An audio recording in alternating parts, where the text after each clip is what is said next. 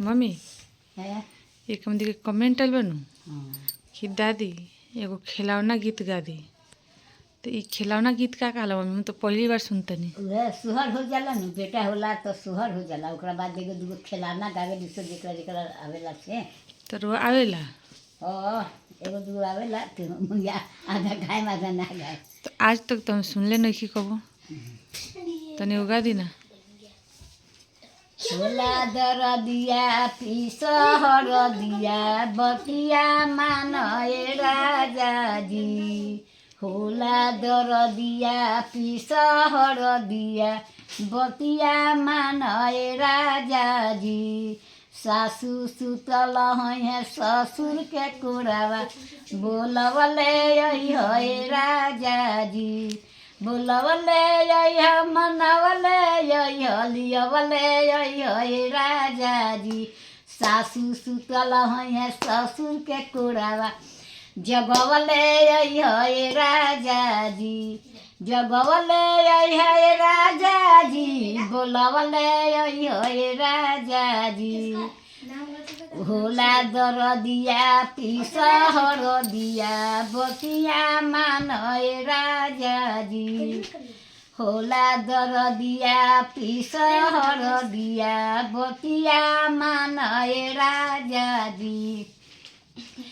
देरानी सुता गोतनी सुतल है भसुर के कोरावा जगवले है राजा जी।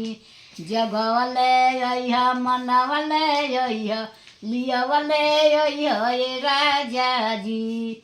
जगवले है लियवले है मनवले है राजा जी। होला दरदिया पिसहर दिया बतिया मानए राजा जी। होला दरदिया पिसहर दिया बतिया मानए राजा जी। देवरानी सुतल हैं देवर के कोरावा बो जगवले है राजा जी।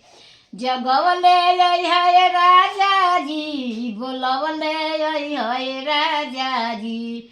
देवरानी सुतल हैं देवर के कोरावा मनवले है राजा जी।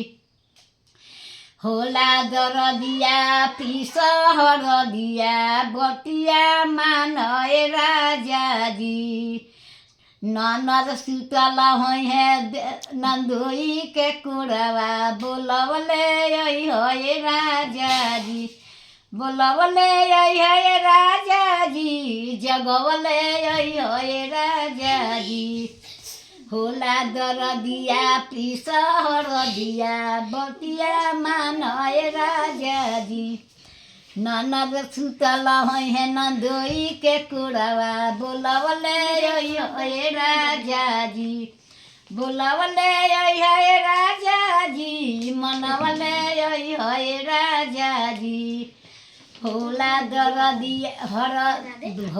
दरदिया पिसहर दिया बतिया मानए राजा जी। अच्छा एकरे खिलौना कहला? खिलौना कहला। आई बाबू कहला जी ला